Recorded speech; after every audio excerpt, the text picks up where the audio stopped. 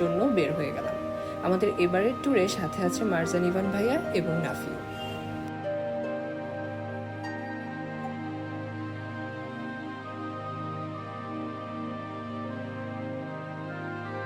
ঘুরতে ঘুরতে আমরা একটা নদীর ধারে চলে আসলাম এবং সেখানকার দৃশ্যটা সত্যিই খুবই সুন্দর ছিল।